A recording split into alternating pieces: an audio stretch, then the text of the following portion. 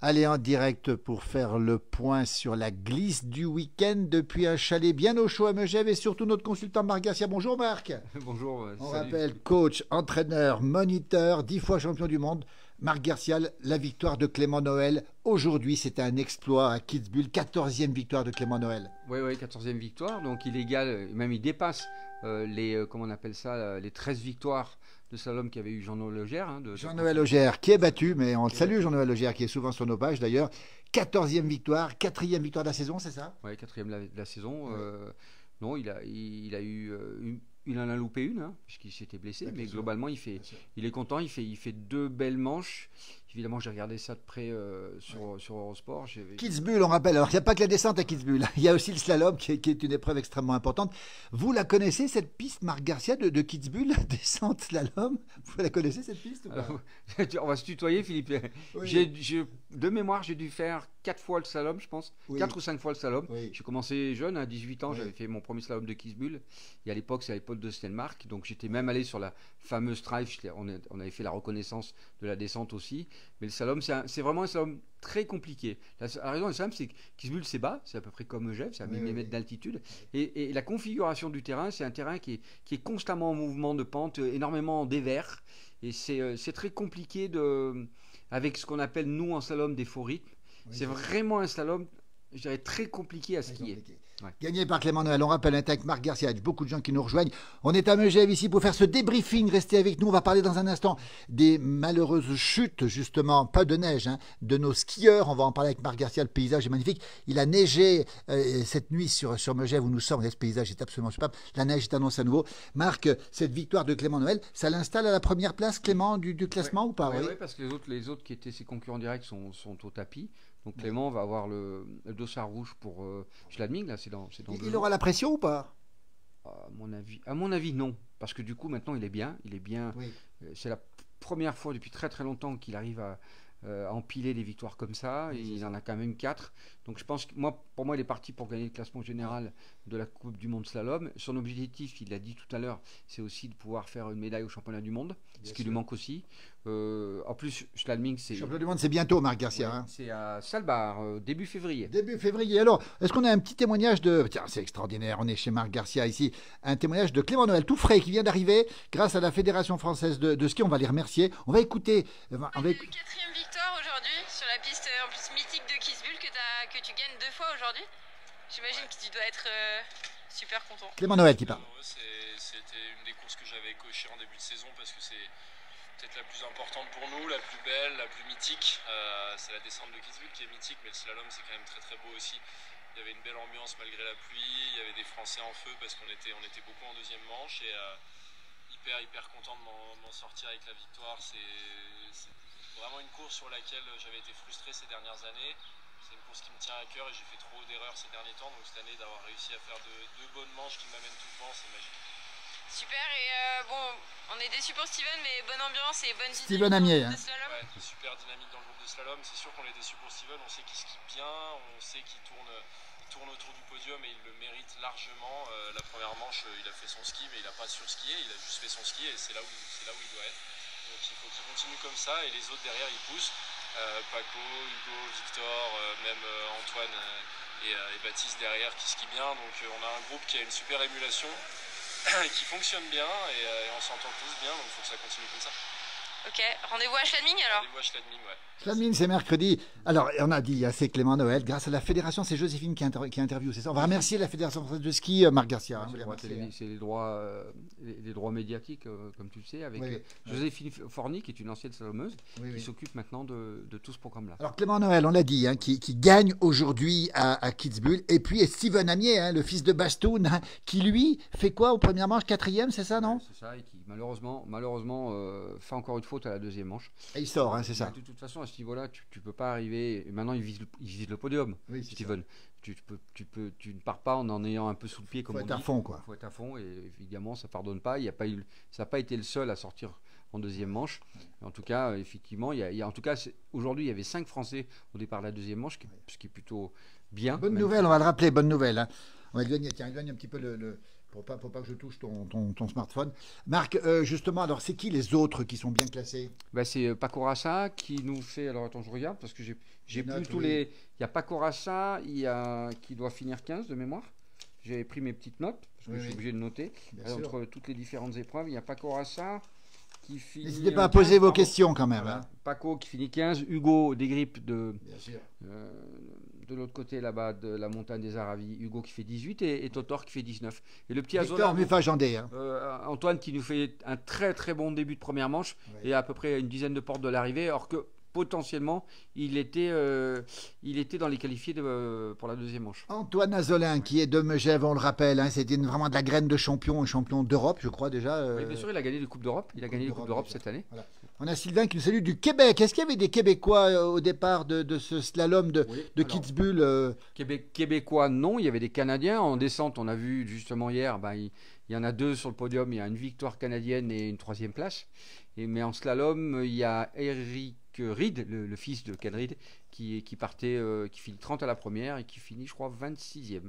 Allez, les bonnes nouvelles, on rappelle, hein, c'est Marc Garcia avec nous, consultant, on rappelle 10 fois champion du monde, entraîneur, coach, moniteur de ski. On est chez lui, regardez le paysage ici, la neige qui va revenir dans un instant sur Megève.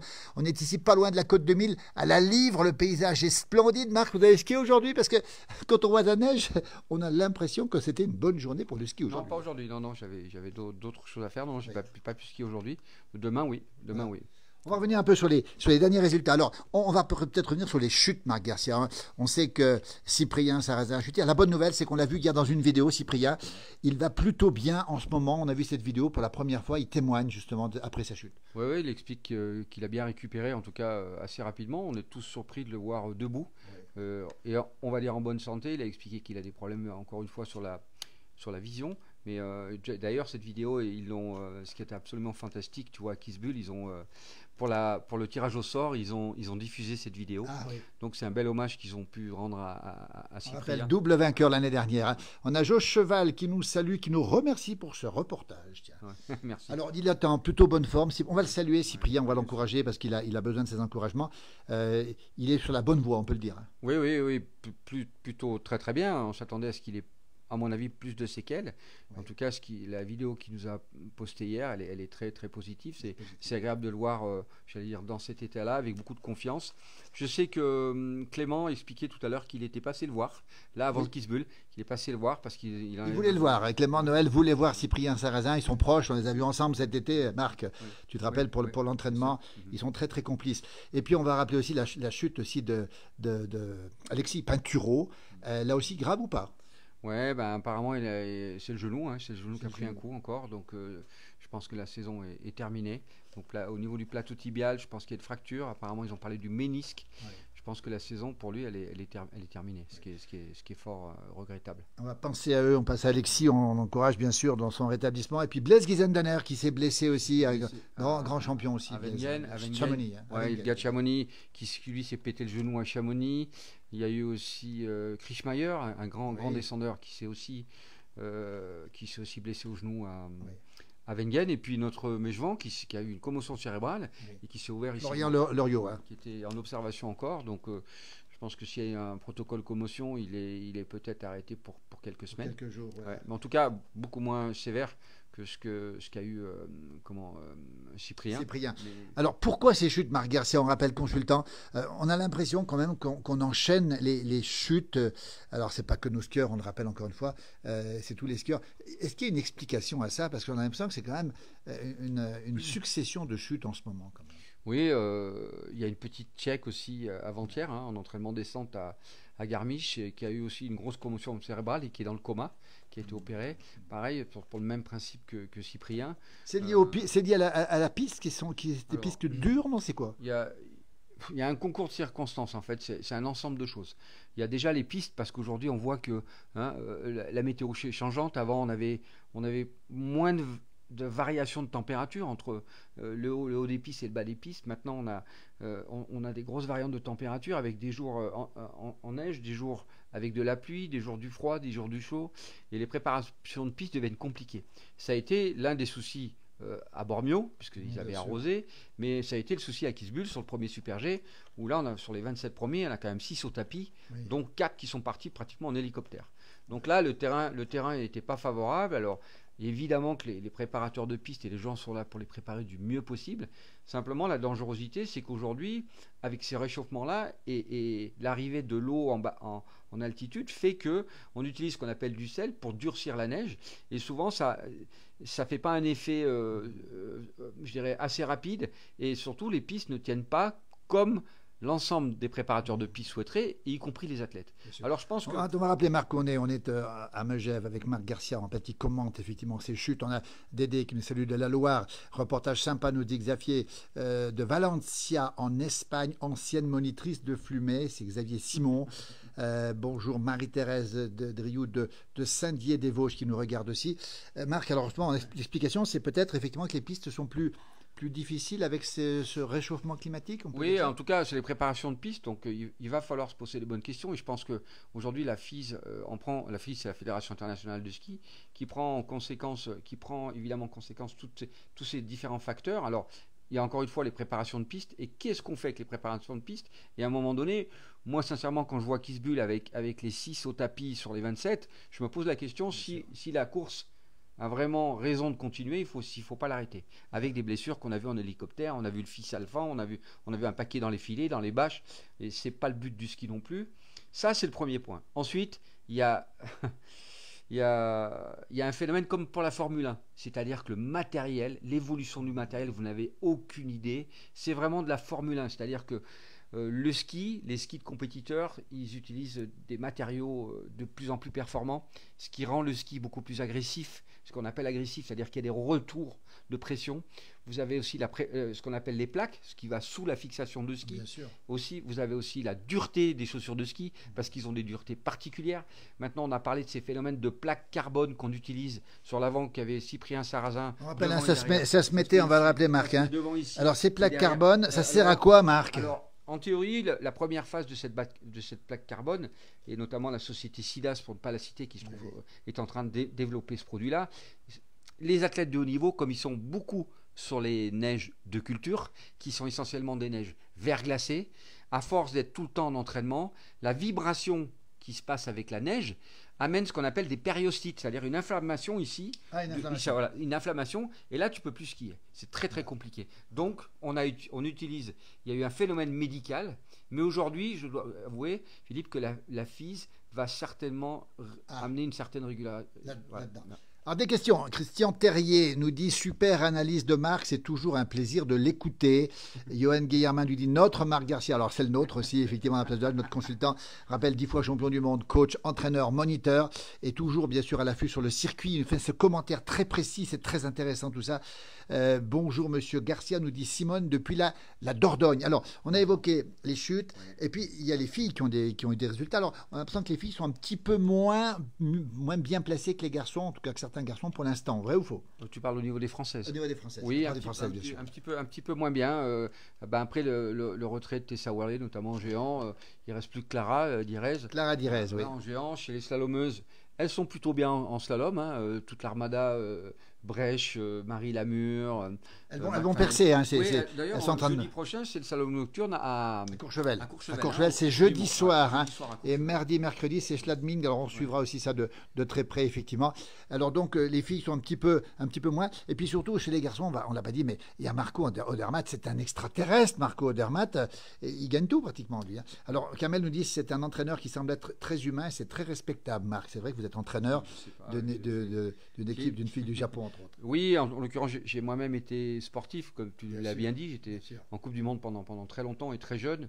Donc pour savoir la difficulté que moi-même j'ai vécue et éviter de la reproduire, et qu'aujourd'hui on a beau s'entraîner, on a beau se préparer, il y a des excès en termes de matériel aujourd'hui. Et encore une fois, il va devoir avoir des décisions pour amener une certaine restrictions sur cette évolution de matériel ou avec ses préparations de piste, avec ses qualités de piste, ses qualités de neige, Bien comme sûr. on dit chez nous, rend le ski, en tout cas de haut niveau, un peu compliqué. On rappelle où on est, Marc Garcia, on est à Megère et le paysage dehors magnifique. On va reparler de Marco Odermatt dans un instant. C'est un monstre, c'est un Suisse évidemment, il gagne tout, absolument tout. Et Marc, est-ce que Marco Odermatt, c'est déjà vu de voir quelqu'un qui gagne autant de courses, autant de talent? Est-ce que ça s'est déjà vu ça? En tout cas, il y a eu des gens qui ont gagné, notamment il y a eu les Norvégiens qui ont été les précurseurs, Amot, Kjus.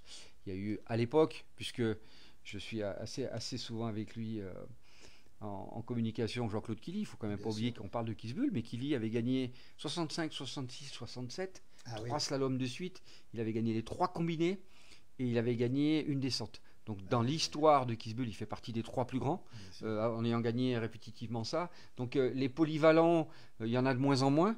Alors Odermatt ne fait essentiellement, ce qui est déjà plutôt bien, descente, super géant, géant. Et il est capable de gagner dans ces 3 disciplines, ce qui le rend absolument incroyable. Scalpin, on l'a dit, des victoires effectivement chez Clément Noël. On rappelle aujourd'hui 4e victoire de la saison, 14e victoire de sa équipe Jean-Noël Auger qui a 13 victoires, on va le rappeler. Et puis alors, la glisse, c'est pas que le Scalpin, des résultats incroyables dans le biathlon, Marc Garcia. Ils ont explosé là en Italie, là, je suis ça de près. Oui. Je suis très ami avec Vincent Gé ou Martin Fourcade. Là, les garçons hier, ils ont explosé. Notamment les Norvégiens par équipe. Et les filles. Ils vont gagner le gros globe de cristal, on va le rappeler, et par équipe, devant les Norvégiens. Mais c'est dû à quoi le succès du biathlon des Français, Marc Garcia? C'est incroyable quand même. Lou Jean Monod qui gagne pour sa 4e victoire, et puis avec 4 filles dans les 5 premières françaises. C'est incroyable ça. Pourquoi tout ça? Je pense que déjà le biathlon, globalement, c'est quand même historique. Hein. Il y avait Hervé Flambin qui a été l'un des tout premiers. Après, il y a eu comment il s'appelle, Martin Fourcade. Il y a eu Raphaël Poiré avant aussi. Le biathlon, y compris chez les filles, Sandrine Bailly, Corinne Niogré. Enfin, il y a quand même une culture du biathlon en France. Une culture du biathlon, bien qu'étant un sport assez au départ confidentiel. Hein. Le centre d'entraînement, c'est Prémanon que tu connais dans le Jura, qui est pas très loin d'ici. C'est une culture, le biathlon en France. Et en tout cas, il y a vraiment un effort et les gens, et c'est une équipe le biathlon, attention, c'est une équipe, c'est quand même presque encore plus compliqué que nous pour les fartages, ces fameux, on ira justement visiter ces camions particuliers de préparation pour les fondeurs, mais c'est bien, tant mieux pour nous.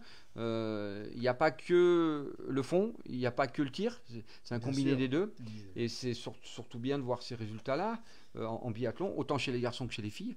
Et là, ils vont avoir une trêve assez importante de, je crois, 15 jours avant de partir au championnat du monde. Donc, championnat du monde, prochain rendez-vous, on va le rappeler, Marc Garcia. On rappelle, il est 17h39, on fait le débrief avec Marc Garcia depuis Megère. Le paysage est magnifique, la neige qui va arriver bientôt, justement. Ici, on fait le débrief avec Marc Garcia, on rappelle, qui est 10 fois champion du monde, coach, moniteur, entraîneur. Un bonsoir de la Saône-et-Loire, nous dit Bernard, justement. Alors, on parle du biathlon. Le ski de fond, on en entend un petit peu moins parler, il est moins médiatique. Par contre, il y a des beaux champions. Il y a Hugo Lapalu qui tombe bien en ce moment. Oui, c'est vrai. Puis notre Mégevant aussi, que tu connais, hein, Clément. Cet aspect assez intéressant à suivre. Le ski de fond, on a le classique où les gars poussent sur les bâtons pendant des minutes et des minutes, donc c'est un peu lassant à regarder. Je pense qu'il va falloir qu'ils évoluent sur un nouveau format pour les compétitions de ski de fond pour le rendre un peu plus attractif.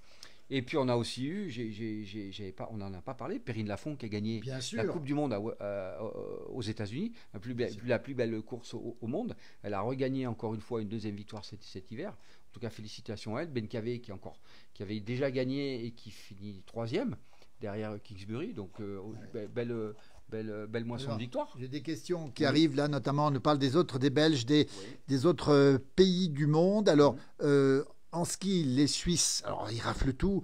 Là aussi, on comprend pourquoi. Les Autrichiens sont peut-être un petit peu en retrait par rapport aux Suisses en ce moment. Comment ça se passe? Ouais, alors les Suisses, ils dominent dans toutes les disciplines. Il y a les Suisses et les autres, hein, en fait. Ah oui, carrément. On va les saluer. Ils sont nombreux sur cette page, nos amis suisses, hein, justement.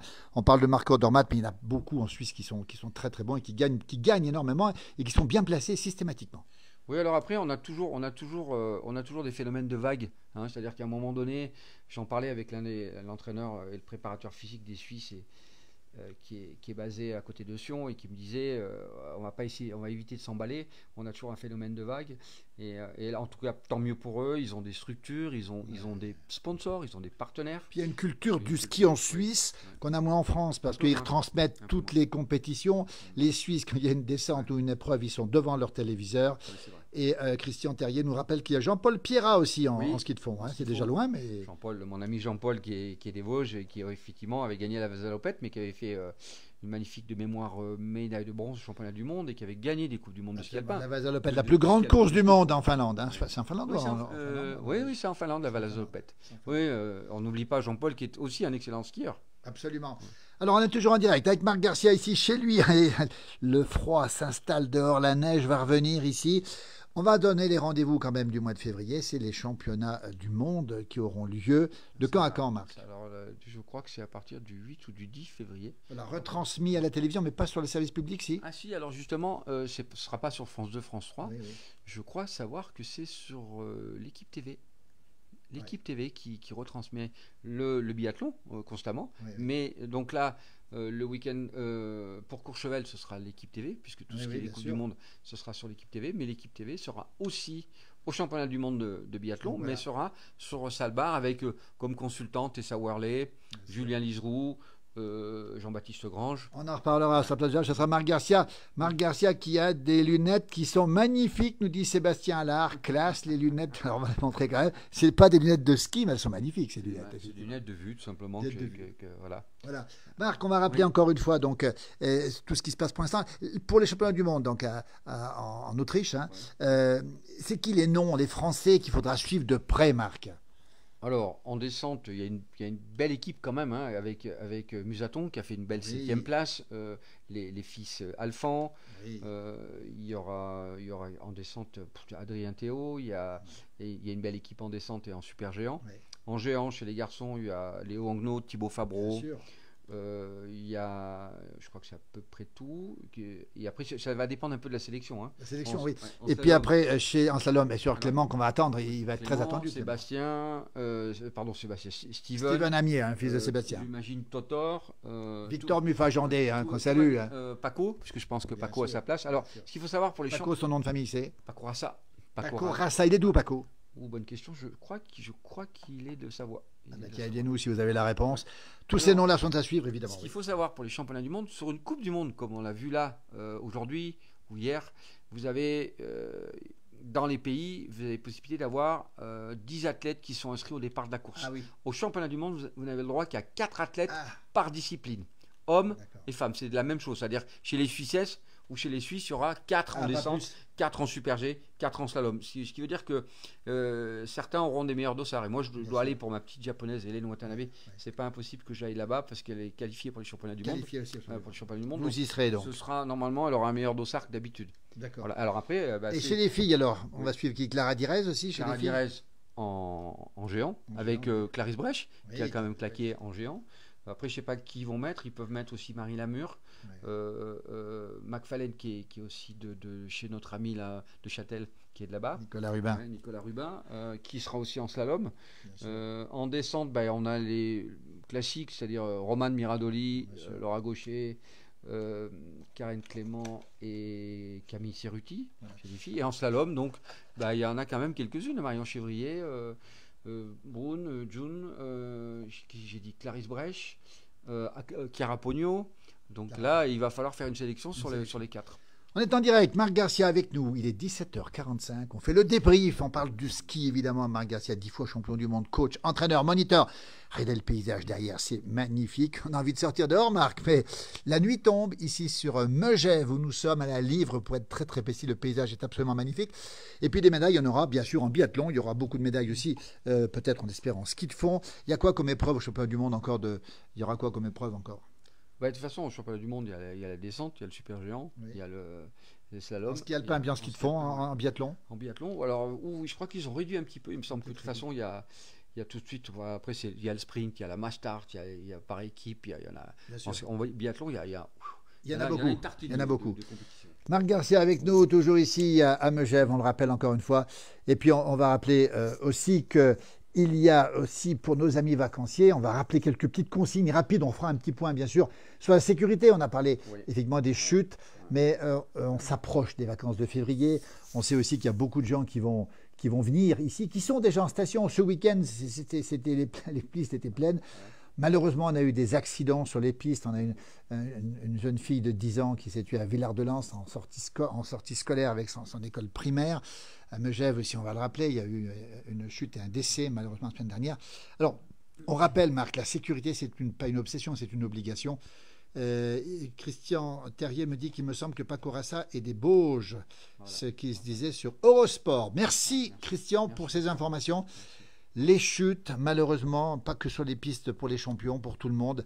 La consigne, on la rappelle, c'est obligatoire pour toutes celles et ceux qui nous écoutent et qui font du ski, Marc Garcia. Moi, je suis un peu surpris cette année, effectivement, de voir beaucoup de blessés, beaucoup de morts, beaucoup d'interventions du PGHM par hélicoptère. Encore une fois, j'écoutais l'autre jour un député qui restait un peu trop figé sur le fait que c'est à nous tous de payer pour ces frais-là et ces déplacements. Moi, je ne suis pas du tout d'accord. Il faut responsabiliser les gens. Ça coûte très cher. Je crois qu'une minute d'hélicoptère, c'est plus de 80 €.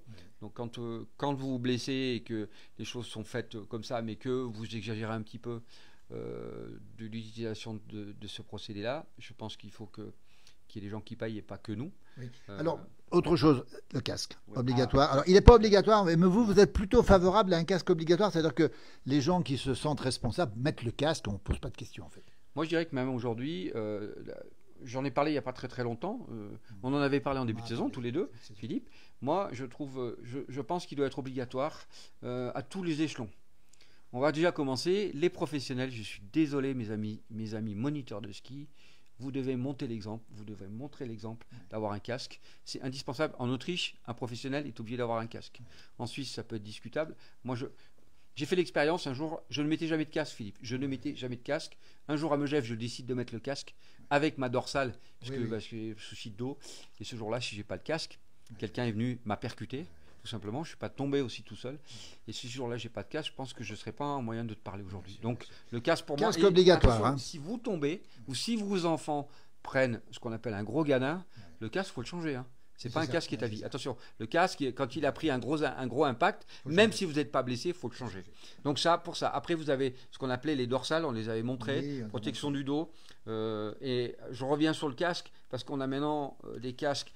Alors les femmes disaient oui mais c'est pas très esthétique, maintenant il y a des casques un peu plus esthétiques, mais surtout tu sais il y a des casques avec ce qu'on appelle les parties souples ici, et on se rend compte aujourd'hui en compétition, notamment en slalom, les slalomeurs ont des casques qu'on appelle souples, et je pense que le processus aujourd'hui, c'est qu'il y aura des casques qui s'appellent rigides ici, pour simplement quand l'impact, parce qu'on arrive à tomber sur les côtés comme ça, bien sûr. Et là, le côté souple n'amortit pratiquement rien. La dorsale conseillée pour les enfants. Oui, pour les enfants, mais pourquoi pas pour les adultes. Pour les enfants, je trouve qu'aujourd'hui, vous avez la possibilité de les louer dans les magasins de sport, donc n'hésitez pas. Parce qu'ils vont tomber eux, mais surtout, on voit qu'il y a énormément de percussions, il y a beaucoup d'accidents par différents phénomènes. Les gens vont évidemment trop vite, ces neiges de culture qui deviennent très dures, et puis je trouve que nos pistes, on en a parlé le jour avec Johan, les pistes, je pense que nos stations, il faut sérieusement se pencher la question sur les pistes vertes en bas, avoir des ralentisseurs, des filets comme on a en Coupe du Monde, qui va permettre aux gens de toute façon, ils n'auront pas la possibilité d'aller tout droit sur des zones qui sont des zones de débutants. Oui, c'est ça. Et là, ça cartonne. Oui, ça cartonne entre débutants et puis ceux qui vont un petit peu vite. Et puis, on rappelle aussi l'obligation. Christian Terrier nous dit qu'on exige un casque pour la pratique du vélo en loisir et au ski. C'est pas une obligation. Il a parfaitement raison. Et puis, on va rappeler aussi que le skieur amont est toujours responsable de ce qui se passe. Hein. Et donc, c'est à lui de se contrôler et d'éviter le skieur aval. C'est ça la règle. Tout à fait. Alors, je pense que c'est après une question de pratique. Il y a aussi souvent des gens qui traversent les pistes, notamment avec les enfants. Vous savez, les enfants qui veulent aller faire un petit peu de bosse au bord de piste. Ça, j'ai encore vu il n'y a pas longtemps des percussions graves. Les parents qui filmaient et le gars traverse la piste et quelqu'un arrive en amont qui, lui, n'avait pas anticipé le mouvement. Et là, c'est souvent, on va dire, c'est souvent dramatique. Voilà. Prudence sur les pistes, on l'a dit, on respecte évidemment toutes les consignes de sécurité. On en reparlera avec Marc Garcia, toujours avec lui. Consultant, on rappelle la place du village, 10 fois champion du monde, coach, moniteur, entraîneur. Regardez dehors le paysage, la nuit qui tombe. Regardez un petit peu comme c'est beau dehors, c'est magnifique. Et puis on va rappeler simplement les prochains rendez-vous. Cette semaine, c'est Schladming. Et Schladming, ce sera un grand moment aussi. Oui, et puis Courchevel pour les filles, pardon. Bien sûr, il y a géant slalom à Schladming, qui est devenu une classique dans les disciplines. Mardi, mercredi, c'est ça. Et les filles seront jeudi soir. Je pense que je vais faire un tour à Courchevel. Je vais aller voir Bruno Tuer. Je vais essayer d'être sur la piste quand même pour voir. Ma japonaise sera pas là, mais c'est pas grave. Je vais voir quand même le slalom. Qu'est-ce que j'avais à rajouter pour le... Oui, alors, quand vous arrivez, encore une fois, même au sommet des pistes, les seules personnes qui ont la connaissance du terrain, ce sont la sécurité des pistes, les pisteurs. Allez les voir, demandez-leur des conseils. Si vous voulez vous évader un peu des pistes, allez dans les forêts, allez en bord de piste, allez hors piste, demandez. C'est une information qui de toute façon n'est pas payante.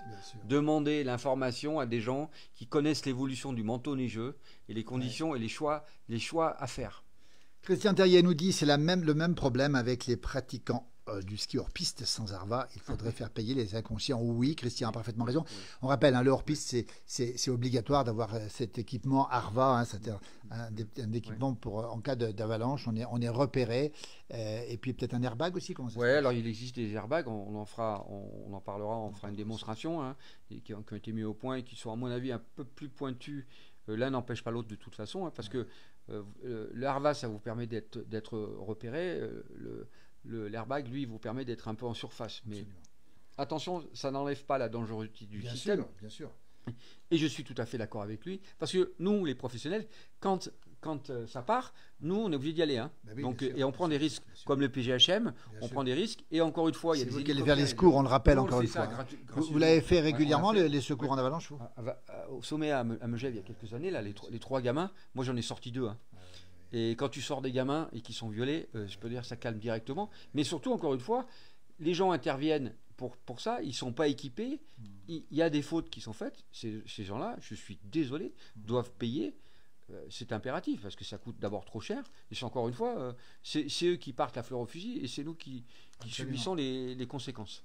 Merci Marc Garcia pour tous ces témoignages. On rappelle l'analyse du ski, la victoire de Clément Noël aussi, 14e victoire. Ça fait du bien quand même aussi.